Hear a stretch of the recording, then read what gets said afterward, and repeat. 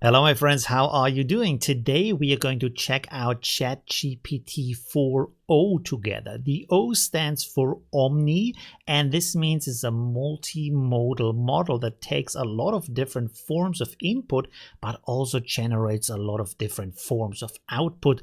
That's maybe even the most important one. And the cool thing about that is that ChatGPT 4.0 in a limited capacity is also included in the free version, so you can try out that stuff yourself today. Let's get started. So I'm going to start and jump into the presentation they do here. Now, this is about the ability to talk not just to ChatGPT, but with ChatGPT. Let's listen to this. Hey, ChatGPT, how are you doing? I'm doing fantastic. Thanks for asking. How about you? Pretty good. What's up? So my friend Barrett here, he's been having trouble sleeping lately. And I want you to tell him a bedtime story about robots and love. Oh, a bedtime story about robots and love? You can see on the top right here, this is the phone app. You can use it also on Android. I already tried it. Now, for me, the voice wasn't that kind of animated, but still a very good voice that sounds very human-like. When you go into the app, on the lower right side, you have an icon that you can tap on, and then it goes into this kind of speech mode. Now, the design here is interesting because you see actual animation of the speaking with these 4 dots. I would have preferred that I can actually also see the text, but I think they did this kind of design to really pronounce to you that this is about an actual conversation, so you're not distracted by the text. You can also see here that the voice is very emotional. You can actually influence an emotional state. Let's go on listening. Gather round, Barrett. Once upon a time, in a world not too different from ours, there was a robot named Byte. Byte was a curious robot. No, ChatGPT. I really want maximal emotion, like maximal expressiveness, much more than you were doing before. Understood. Let's amplify the drama. Once upon a time, in a world not too different from ours, there was a robot named Byte. It's interesting that you can do that. It's also funny that it does it not just in a story, but also as the ChatGPT voice outside of the story. Now, the interesting thing here is that this is not just to be goofy, but an important thing to remember is that the informational part of text is also the intonation, is the voice, is the emotion in there. So a lot of information actually gets lost in written text, and now it's brought back through these kind of emotional expressions. Now, this can also help in a lot of other situations, like, for example, live translation. And here's the crazy thing, this can actually also do that. I would like you to function as a translator. I have a friend here who only speaks Italian, and I only speak English. And every time you hear English, I want you to translate it to Italian. And if you hear Italian, I want you to translate it back to English. Is that good? Perfetto. Mark, io mi chiedo se le balene potessero parlare, cosa ci direbbero? Mike, she wonders if whales could talk, what would they tell us? They might ask, how do we solve linear equations? Potrebbero chiederci come risolviamo le equazioni lineari. I would be interested if this would work with more than 2 people and more than 2 languages, because the ability you can see here could also have been done by Google Translate. I have used that on my recent trip to Thailand to talk with people live, because there also it can understand which kind of language is spoken. Now here it would also be interesting for the AI to figure out the emotional state of what you're saying and then try to replicate that. However, of course, this is not just about voice input. It can also use the camera. Now, the camera is not a function you can use right now with the free model, but it will be part of ChatGPT 4.0. Today, I'd really like your help solving a math problem. I'm all ears. What math problem can I help you tackle today? So I'm going to write down a linear equation on a sheet of paper and I'll show you. And then I'd love your help working me through it. But importantly, don't tell me the solution, just help give me hints along the way. Got it. Okay, I see it.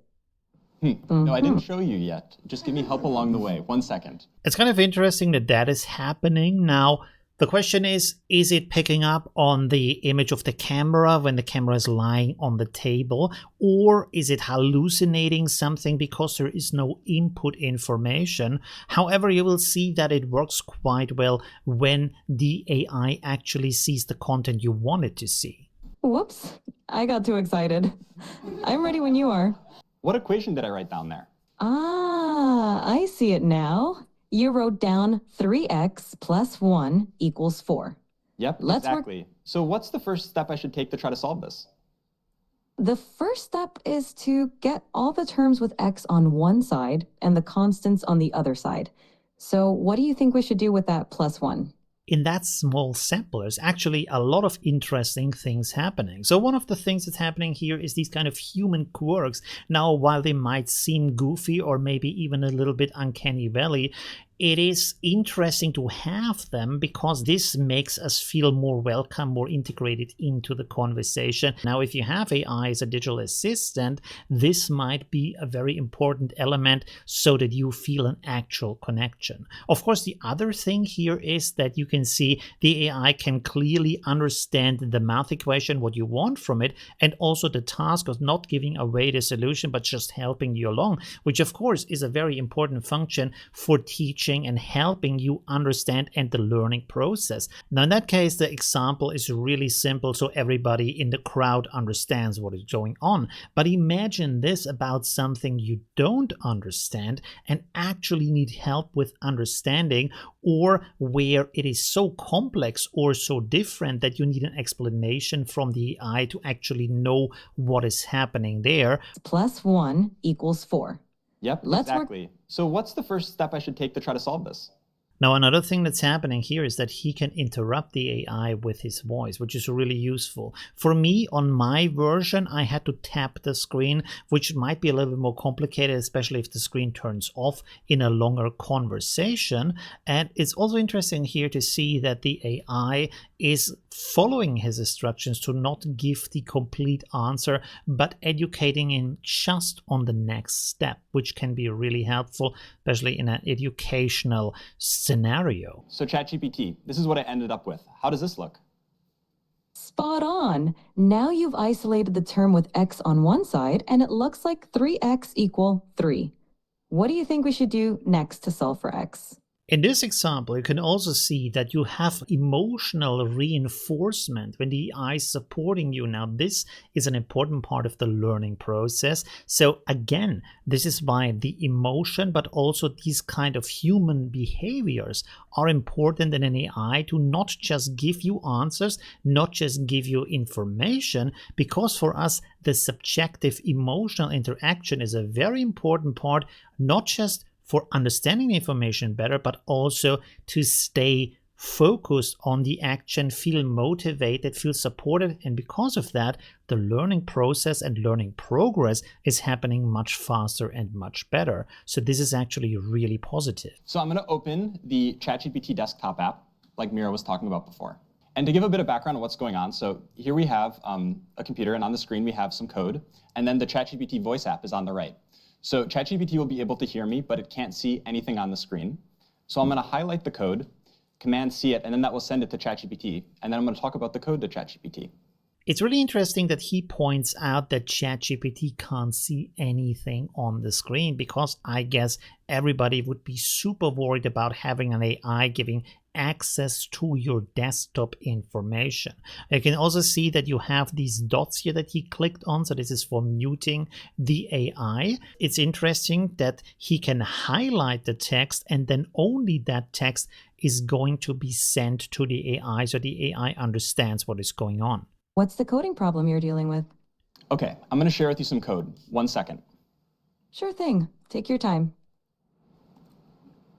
You see the highlighting now? Okay, so I just shared some code with you. Could you give me a really brief one-sentence description of what's going on in the code?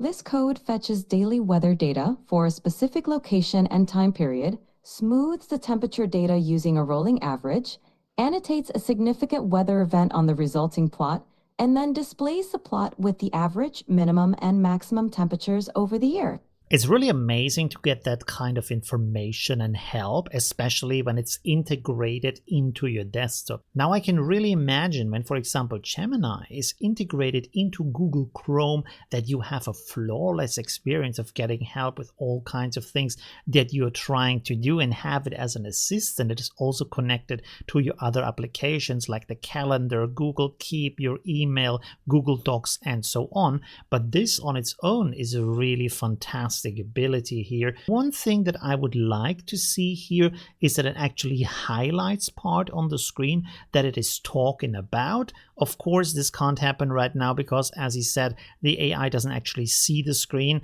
He only sent the highlighted text to the AI.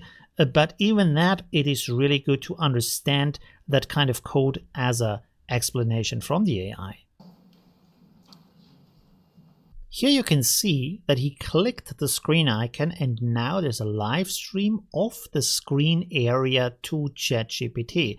Okay, ChatGPT, I'm sharing with you the plot now. I'm wondering if you can give me a really brief one-sentence overview of what you see. The plot displays smoothed average, minimum, and maximum temperatures throughout 2018, with a notable annotation marking a big rainfall event in late September. Which months do you see the hottest temperatures, and roughly what temperatures do those correspond to? The hottest temperatures occur around July and August. The maximum temperature during these months is roughly between 25 degrees and 30 degrees, 77 degrees Fahrenheit to 86 degrees Fahrenheit. What's going on with the y-axis? Is this in Celsius or Fahrenheit? The y-axis is in Celsius. The temperatures are labeled accordingly, such as average temperature, minimum temperature, and maximum temperature. In this case, to be honest, I'm kind of curious how the AI knows that the temperature would be in Celsius and not in Fahrenheit. It might figure it out from the context of the temperatures being that high or being that low, but how does it actually know? But again, you can see how useful this is to understand information, not just to analyze the chart for you in a faster way that maybe you can do it yourself, but also explaining charts to you, explaining information to you where you might lack the knowledge or experience to actually understand the information that's going on here. So basically the AI can gap this lack of knowledge, lack of experience for us and give us the kind of information we can work with. So this is kind of another form of translation of information for you, and that is really helpful. Now let's go back to the ChatGPT announcement. Now let's go back to the ChatGPT 4.0 announcement website. When you scroll down a little bit, you will see here a lot of examples of its capabilities. And when you pop down that list, there's a lot of stuff in here. Now the first one is that you put text into an image, and when you look closely here, you can see that the text is very good, very correct in these kind of images.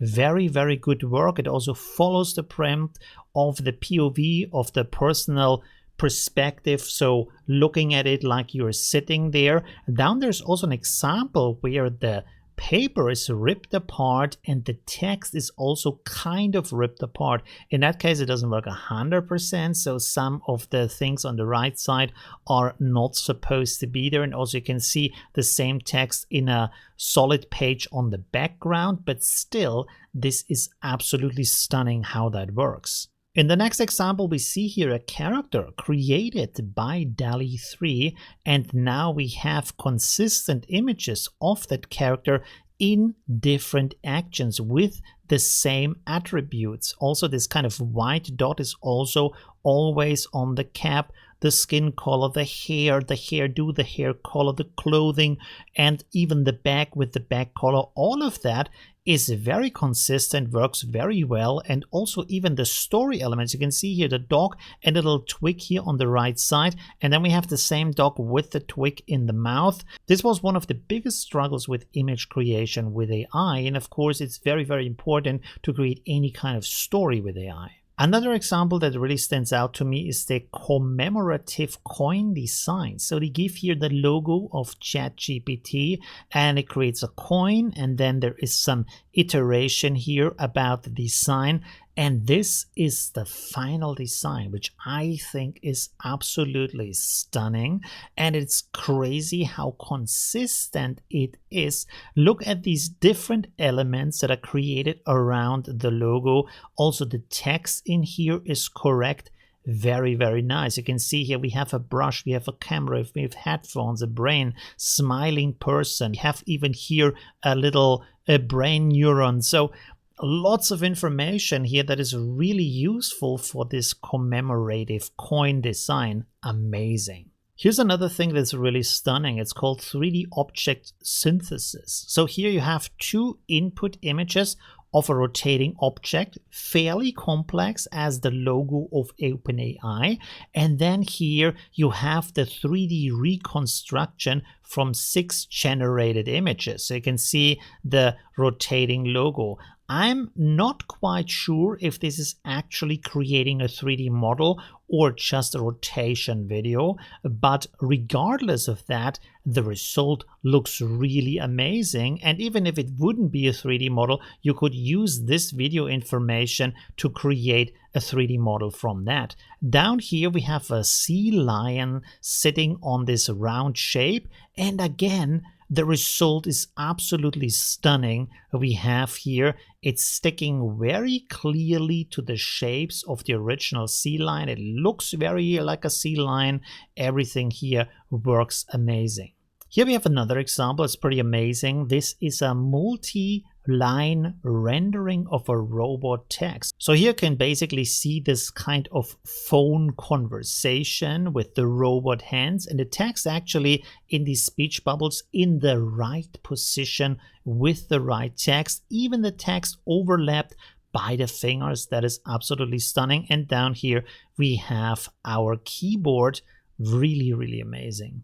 Another stunning example here is lecture summarization. So here we have a 45-minute video, and this is creating a summary here of everything that is said in this kind of presentation, making actually points for you, listing everything out to you. That of course save a lot of time on actually watching the full video. Now, one thing I would like to see here is a time code behind these points, so I actually know where they are in the video, so I can quote from the video if I want to. And again, in this example, the question remains if this is actually done from the video or from the audio of the video, or it is done from the subtitles that have been created from the video. But because ChatGPT understands actual audio input, it might actually be from the audio taken from this video. Another thing I found quite stunning is the poster creation for the movie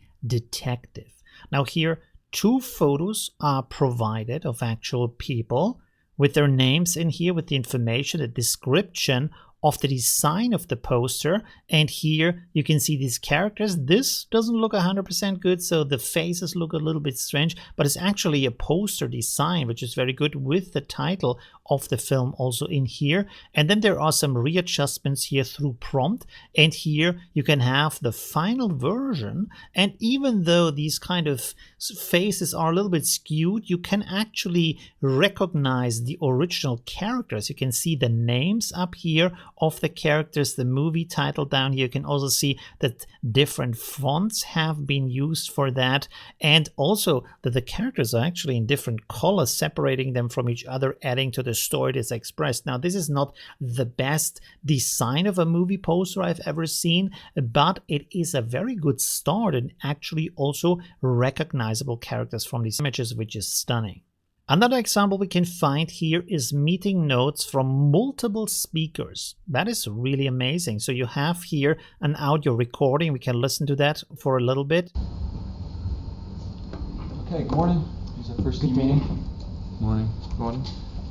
I'll be your project manager for today, this project. My name is Mark, and I'll be giving this presentation for you to kick the project off. That's the agenda for today. Well, of course, we're new. You can see that the audio is not super good. There is some background noise, there's some noise for the recording device, but still the AI could figure out what is said in the summary, but then also make a transcription with identifying who is speaking at that moment. that is absolutely interesting. You can also see here with the names Mark, Dirk, and Mark again. So down here we have even Xavier. So there's different characters, and the AI can understand who these different characters are based on the sound of the voice. That's really incredible. There's also other things that ChatGPT 4 can do, like creating these kind of amazing images. Now, this one has made quite the round on social media because it looks very stunning and actually like a frame from an actual presentation or lecture, but this is AI generated. It has some very, very interesting details in here. First of all, the text is very good and correct. It looks like written on a chalkboard. It's also overlaid in parts by the hand and the head of the character. You also have these moving chalkboards like you would have inside of a lecture hall or university. So that's also very interesting details. Now, there are some small mistakes here. For example, you can see that where this cleaning line is, there is also the line here on the neck. This might also be from the microphone, so you could excuse that. The hand looks a little bit strange, but still it's pretty good. So overall, this looks stunningly good and surprising that all of the information is in there in a correct way. Another example from Hey Khan is this, where he uploaded a CSV style Excel sheet so that the AI can create from that. You can see here it's analyzing, it's working really fast, and then actually creating these charts from the information in multiple ways to explain what the information means, and then also analyzing the information for you, as you can see here with these key insights here. And you can actually use this as a presentation, send it to other people. And of course, this will help you especially in cases of information where you don't even know how to read or what to do with this information. This can help you figure out what the information means, but also the next steps to take with that information to help you strategically. In another example, Sawyer Hood asked ChatGPT to write a software for him that is like Microsoft Paint. So here you can see he has this kind of exe file, he's starting it. It makes this kind of weird motion. I think this is what he set up himself. And then, as you can see, he can click. He has different functions like a brush. You can make rectangles, you can make circles with that. This is a software written by ChatGPT running on his desktop. And you can also see that he writes here that he plugged ChatGPT 4.0 into his Windows 9X simulator to create the PaintX file for him, which is interesting because it means that this can also write code for vintage OS systems.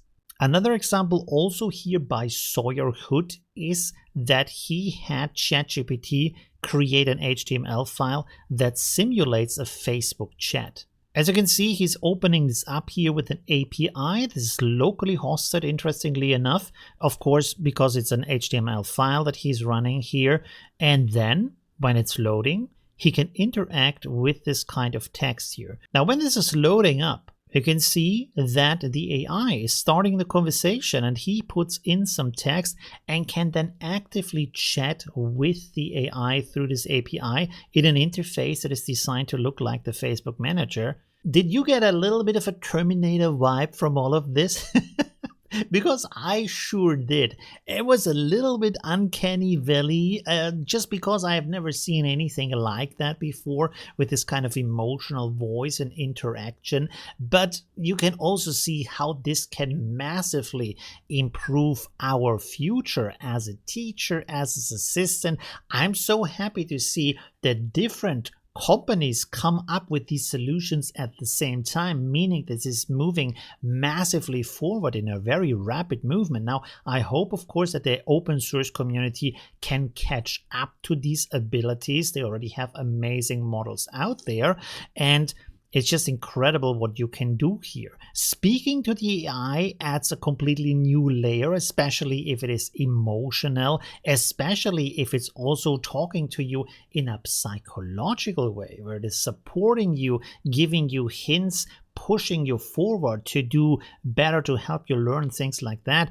So all of that is amazing. And the camera ability is, of course, the most important part for me, because a lot of information out there, a lot of things we try to learn have to do not just with things that we see, but more importantly with things that we find very hard to describe. So having the AI being able to see what we see and then help us with this information is a massive step forward into the ability to interact with the AI, get the AI actually to do what we want it to do.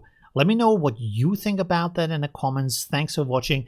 Leave a like or subscribe to my channel if you want to see more like that. See you soon. Bye. Oh, you're still here. So this is the end screen. There's other stuff you can watch like this or that. It's really cool. And yeah, I hope I see you soon. Leave a like if you haven't yet. And well, yeah.